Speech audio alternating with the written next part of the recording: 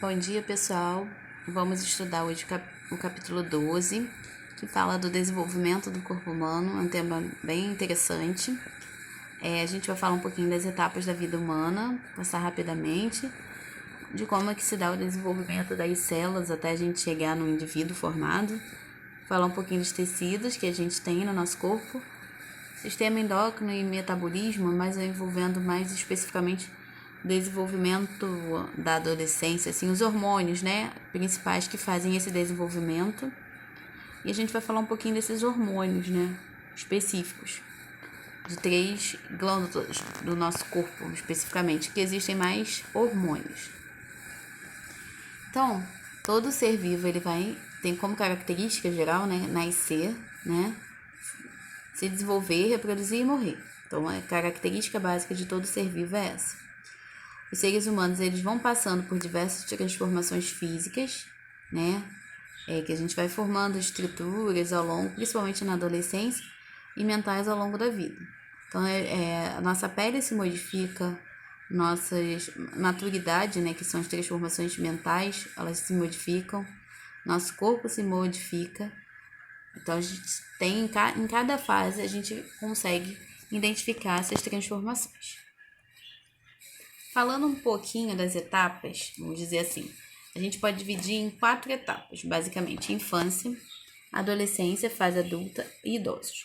Nessa imagem aqui, existe uma pré-adolescência, mas a gente meio que vamos trabalhar com 4. A infância é do 0 a 12 anos, basicamente. Aí a adolescência vai dos 12 ao 21. Esquece a pré-adolescência, porque a pré-adolescência é uma fase que pode ser associada à adolescência. Os adultos de 22 até os 59 anos, mais ou menos, e idosos a partir de 60 anos. Essa imagem aqui foi pega na internet, mas considerem que está na apostila de vocês.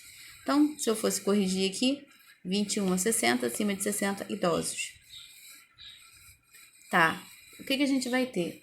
A infância é o início da nossa vida, então a gente vai aprender a interagir no mundo, a gente começa a aprender coisas novas, nossa parte física ela é bem alterada, que a gente vai crescendo, e a gente tem uma maior dependência dos nossos pais ou responsáveis, porque a gente está aprendendo, então a gente precisa de alguém para nos guiar.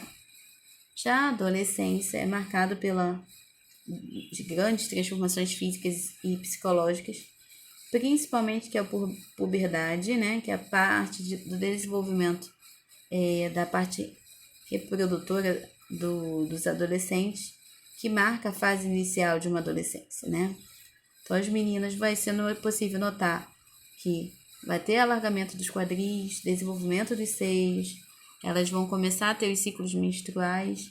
Os meninos, o engrossamento da voz, maior quantidade de pelos no corpo, no rosto, além de aumentar as estruturas do aparelho reprodutor.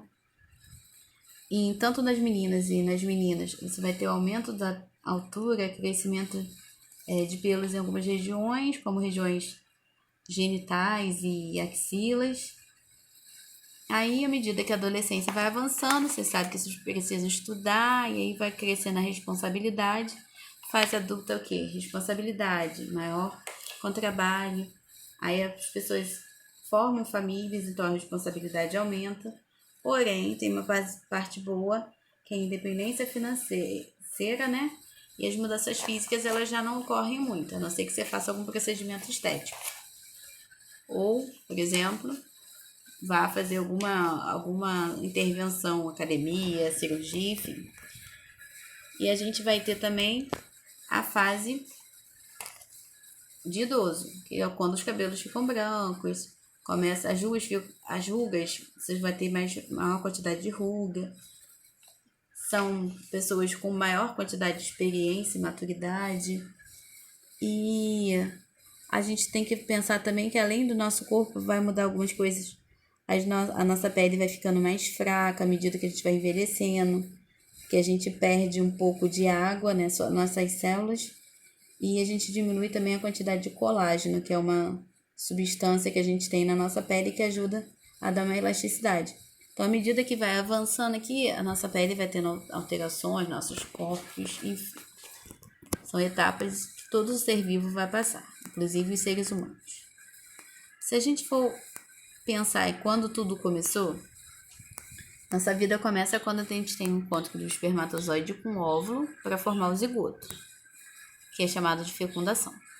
A fecundação, como eu falei na aula, ela acontece na tuba uterina, que tem proximidade com o ovário. Por que na tuba uterina? O ovário está aqui. A tuba uterina tem que estar próximo. Por quê? O óvulo que é liberado no ovário, ele precisa chegar na tuba uterina. Então, elas são próximas.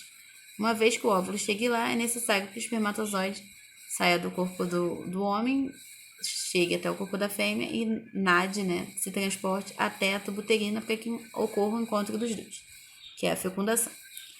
Formei o zigoto. Tenho o gameta masculino e o gameta feminino juntos, zigoto. O zigoto passa por algumas transformações, vai aumentando o número de células por mitose, que é uma forma de divisão celular, até chegar a blastocisto, que é uma estrutura cheia de célula que chega até o útero. Conforme passado algumas semanas, alguns dias, você tem a formação do embrião. E a partir de algumas semanas, alguns consideram 5, 4 ou 8 semanas, depende do livro, você tem a formação do feto e a partir do momento que ele nasce, o bebê. Então, tudo começa, na verdade, com células. Então, começa a construir um organismo, ele só se forma com coisas bem microscópicas e ele vai desenvolvendo ao longo de uma gestação. Diferenciação celular. Até chegar à fase de blastocisto, as células são indiferenciadas, por isso que elas são chamadas de células-tronco embrionárias. Por elas serem indiferenciadas, elas formam qualquer estrutura do teu corpo. A partir da fase de blastocisto, que já vira o embrião, ela começa a se especializar. Uma célula X vai formar um órgão X, por exemplo.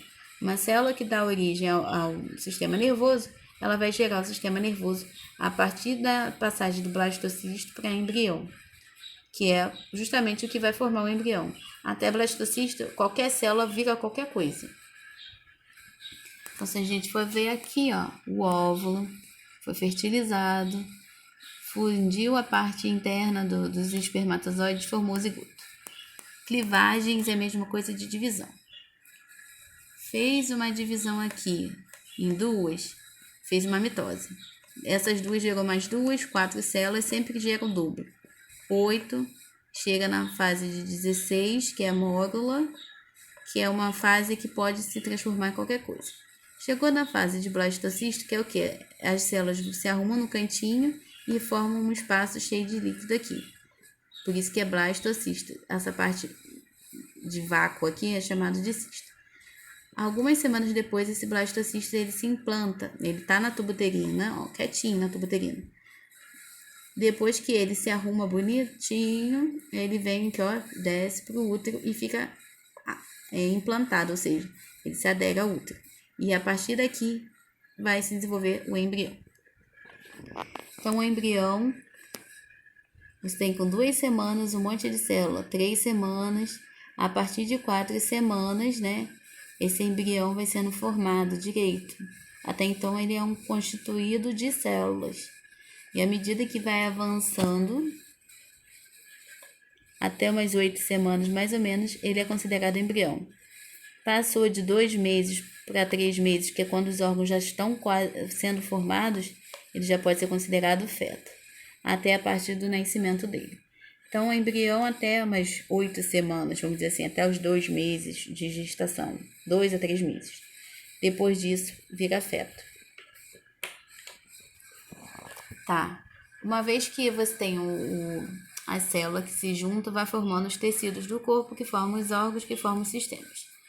Então, no embrião, as células são parecidas e elas se diferenciam, vão formando os tecidos que, por consequência, vão formar os órgãos. Então, antes do embrião, as células não se diferenciavam em nada. Tipos de tecido que a gente encontra no corpo. Epitelial, que tem a ver com a pele. Tegumento, pode ser chamado tegumento. Nervoso, que é o sistema nervoso central. O sistema nervoso como um todo, na verdade. Muscular, que a gente vai ver que tem uns tipos diferentes, dependendo do local que a gente tenha o tecido muscular. E o conjuntivo, que tem vários associados a ele. Então, falando um pouquinho do tecido epitelial, são formados por células epiteliais, são células muito juntas, dependendo do local, elas podem ter formatos diferentes.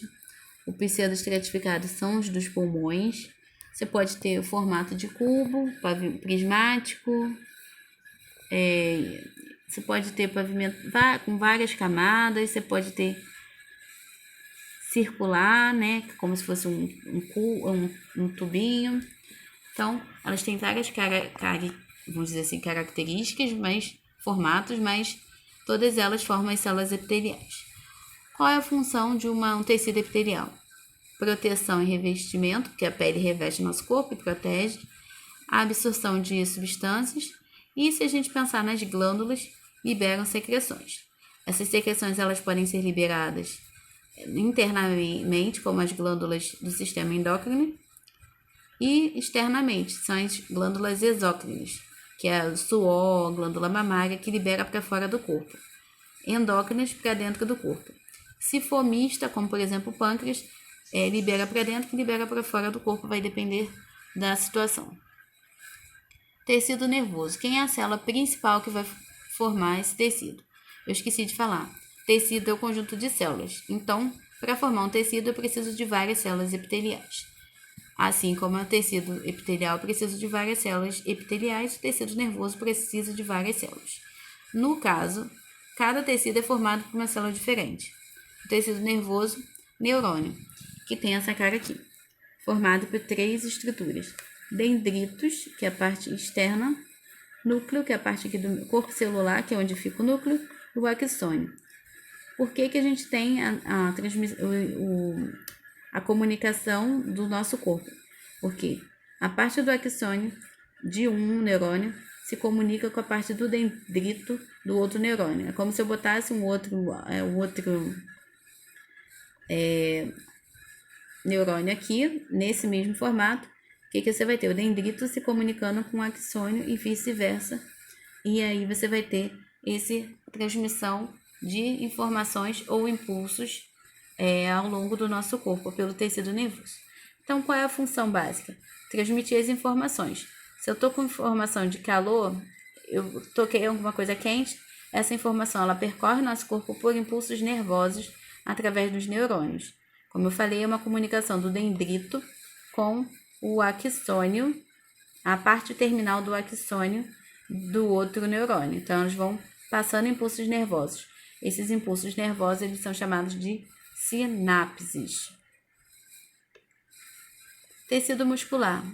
Ele tem a função de movimentar o corpo, se ele for muscular esquelético, ou para funcionar alguns órgãos. Se for órgãos normais dos outros sistemas, é o tecido muscular liso. Se for coração, o tecido muscular cardíaco. Então, a gente tem a classificação do tecido muscular em 3 formas. Eu tenho tecido muscular liso. Por quê? Porque não tem estria. E eu tenho tecido muscular estriado, que pode ser esquelético ou cardíaco. O tecido muscular liso, por não ter estria, eu vou mostrar o que é estria. Ele tem relação com o movimento dos órgãos. Ele faz, então, uma contração involuntária, lenta e duradoura. Por exemplo, sua bexiga possui tecido muscular liso. É uma contração involuntária, porque você fica com vontade de fazer xixi do nada, né? Lenta, porque imagina se enchesse rapidamente e você tivesse que ir no banheiro toda hora. E duradoura. Uma vez que contrai, uma vez que deu vontade de fazer xixi, você não consegue voltar mais. Tecido muscular estriado e esquelético. Estriado porque você vai ter formações de estrias, que a gente vai ver na imagem a seguir. O esquelético tem a ver com o movimento do corpo. Então, a contração é voluntária e forte. Por quê?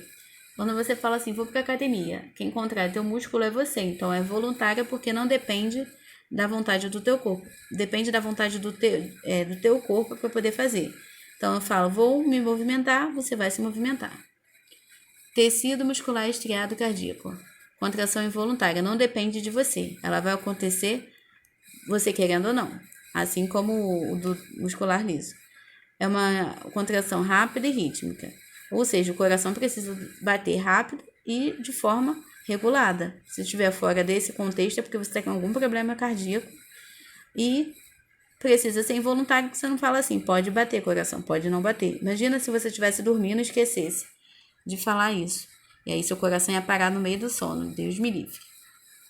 Então, só para vocês entenderem o que é uma estria. Estrias são essas voltinhas da célula.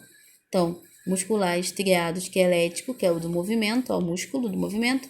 O do coração tem estrias também, ó, essas linhas verticais, que são as estrias. E o liso não tem estrias vertical, então ele não é estriado.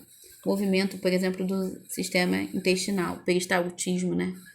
Que é o que faz com que seu alimento percorra teu corpo, independentemente do que você mande ou não. E o da bexiga também é outro exemplo. Tecido conjuntivo. Ele, como a gente tem vários tipos de tecido conjuntivo, ele vai ter vários nomes. Tem aqueles que vão unir as estruturas do corpo e preencher espaços, que é o conjuntivo propriamente dito, que é o que forma a derme, a camada que fica da pele mais interna, que fica abaixo da epiderme. A epiderme é tecido epitelial, né? Epitélio, e abaixo dele a gente tem a derme, que é onde a gente vai encontrar a parte de gordura, circulação, e ele comunica com a pele porque a pele precisa ser, vamos dizer assim, nutrida. Então, preenche e une as estruturas do corpo. E além disso, vai formar os tendões, que são estruturas que ligam o músculo aos ossos. Então, é uma estrutura que ajuda a, vamos dizer assim, complementar os outros tecidos. Além do conjuntivo propriamente dito, eu tenho o tecido conjuntivo ósseo, que é o que forma os ossos, ou seja, tecido ósseo, e o tecido conjuntivo cartilaginoso, que vai formar a cartilagem. Além de formar osso, cartilagem, ele pode formar o sangue, que é o tecido conjuntivo sanguíneo. Aí a gente tem vários tipos de sangue, enfim, formando esse tipo de tecido. E além disso, desses 4, a gente tem, que nenhuma menina gosta, de tecido adiposo, que é o que armazena a gordura. Ajuda a isolar a temperatura, porque gordura a gente sente menos frio. Mas é horrível porque as meninas que a gente tem que às vezes perder, né? Porque gordura acumula. Justamente por causa desse tecido adiposo aí. Então, só para ver, ó, tecido adiposo, as gotículas de gordura, cartilaginoso, com várias células cartilaginosas, ósseo e sanguíneo. Aqui tá faltando propriamente dito. Tá. A partir do momento que eu tenho tecidos que vão formar órgãos, os órgãos vão interagir através de sistemas. A gente está falando do sistema endócrino metabolismo porque a gente está falando do desenvolvimento do nosso corpo. Então, basicamente, o sistema endócrino, além dos músculos e ossos, são que vão controlar teu metabolismo para você passar por essas fases: criança, adolescência, adulto e idoso.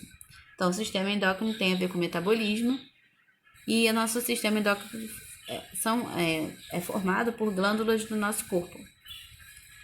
E elas são controladas por hormônios, né? Os hormônios são produzidos por essas glândulas e o sistema endócrino, um controla o outro. Então, um órgão produz um hormônio que controla o outro. E se a gente pensar na questão do desenvolvimento corporal dos seres humanos, a gente tem 2 tipos de hormônio que a gente vai trabalhar mais. O hormônio de crescimento, que é o EGH, produzido pela hipófise, e os hormônios sexuais, que a gente tem a produção na hipófise e nas gônadas, que são os órgãos reprodutores masculinos e femininos. Então, falando um pouquinho da hipófise, né? A hipófise é uma estrutura que a gente encontra no cérebro, a hipotálamo, e ela produz vários hormônios que vão regular vários órgãos. Então, a hipófise é meio que o centro de comando do sistema endócrino. Ele vai produzir ocitocina, que produz a questão do leite, ajuda na contração durante o parto. A vasopressina, que é um hormônio que controla o rim, então ele manda várias substâncias para controlar vários locais, como se fosse o chefe. A tireoide, ele vai controlar, a adrenal, ele vai controlar, ele controla o hormônio de crescimento, que é o GH, para formar ossos, músculos e órgãos, controla prolactina para produzir leite e, como eu falei, a hipófise vai controlar as gônadas, que são estruturas reprodutoras. Se for mulher, ovários, né? Se for homens, os testículos. Então, eles vão trabalhar com alguns hormônios que vão regular outros órgãos. Então, os hormônios, então, são produzidos por glândulas endócrinas, do tipo endócrinas, porque ela tem a ver com a parte do metabolismo. E aí a gente vai ter o hormônio, como eu falei, a gente vai estudar alguns hormônios produzidos pela hipófise e pelas células, pelos órgãos reprodutores. Falando um pouquinho do GH, ele é produzido pela hipófise, que é a hipófise produzindo GH, ele vai controlar, então, o crescimento corporal, aumento dos ossos e da musculatura. Só vocês acompanharem aqui a imagem. Só que ele tem que ser, todo hormônio ele tem que ser produzido numa quantidade X. Se ele for produzido em outra quantidade, ele pode causar alguns problemas. Quando eu tenho um indivíduo que produz pouco GH, ele vai ser nanismo, ele vai ter baixa estatura, baixo desenvolvimento e etc. Se eu produzo muito também, vai ser um indivíduo muito grande de estatura, acima do considerado normal. E a acromegalia são as extremidades, a mão fica muito grande, o pé fica muito grande. Então, existe sempre o hormônio tem uma concentração adequada para que o corpo funcione de forma equilibrada. Eu falei do GH, que é produzido pela hipófise. E agora falando um pouquinho da hipófise em relação às outros hormônios que controlam a parte reprodutora. Então, hipófise, como eu já falei, comanda todas as outras glândulas. Além dela produzir o GH que está aqui, ela vai produzir as gonadotrofinas, que são hormônios que vão estimular os órgãos reprodutores. Se for homem, testículos e se for mulher, ovários. Então, quais são os dois hormônios que vão fazer esse estímulo? O FHS, que é o hormônio folículo estimulante, o FSH. E esse hormônio, se for nas mulheres, ele faz amadurecer os ovários. Se for nos homens, eles estimulam a produção do hormônio, que é o testosterona. A gente vai ter o LH, que na mulher vai fazer com que libere o óvulo, chamado de ovulação, hormônio luteinizante. Se for no homem, para estimular a produção de testosterona. Então, esses dois hormônios aqui, eles vão ajudar na questão da ovulação e produção de hormônios, se for homem. Agora, a prolactina e a ocitocina são produzidos somente por mulheres. A prolactina é para a produção de leite nas glândulas mamárias, que é quando a mulher está gestante e precisa alimentar o filho. E a ocitocina, que ajuda na contração do útero durante o parto e liberação do leite. Então, produzir o hormônio que vai liberar é a ocitocina. Aqui é a hipófise, como eu falei, ele pode liberar o GH, que é o do crescimento, ou os hormônios que vão ajudar no desenvolvimento do trato reprodutor masculino e feminino, LH e FSH. Aqui são as gônadas, que são da parte do trato reprodutor feminino e masculino, que vão produzir hormônios que só vão ser amadurecidos na puberdade mediante ao sinal da hipófise, que é a hipófise que manda em todo mundo. Então, aqui a gente tem o ovário, que é a gônada, ou seja, a parte que vai produzir hormônio sexual na mulher. Olha que estrutura, como se eu pegasse essa parte aqui na mulher. Por isso que a gente sente cólica na ponta da barriga, porque no ciclo menstrual a gente tem liberação de óvulos, enfim. E aí a gente sente aquele incômodo. E no homem são os testículos, que além de produzir o hormônio, que é a testosterona, vai produzir também os espermatozoides. Na mulher também vai produzir hormônios e vai produzir o óvulo. Então, focando nas gônadas, que é para a produção de hormônios sexuais, eles começam a ser produzidos na puberdade. Se for no homem, a gente vai encontrar os testículos, ele vai produzir testosterona, que é o hormônio que é produzido nessa glândula. Ó, o testículo vai produzir testosterona.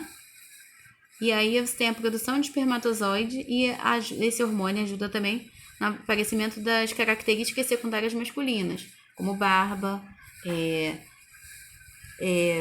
voz mais grossa, enfim, a musculatura mais desenvolvida, características que a gente encontra nos meninos. E ovários, nos ovários são produzidos dois hormônios, que são a progesterona e estrogênio, que também tem a ver com as características, feminina, corrijam aqui para mim. E, além disso, controla o ciclo menstrual e faz com que a gravidez seja mantida. Então, as gônadas são órgãos, glândulas que têm a ver com produção de hormônios sexuais.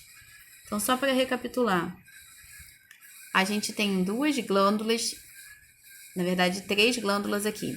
A hipófise e as gônadas masculinas e femininas, testículos e ovários. São 3 órgãos reprodutores, hipófise, testículos e ovários.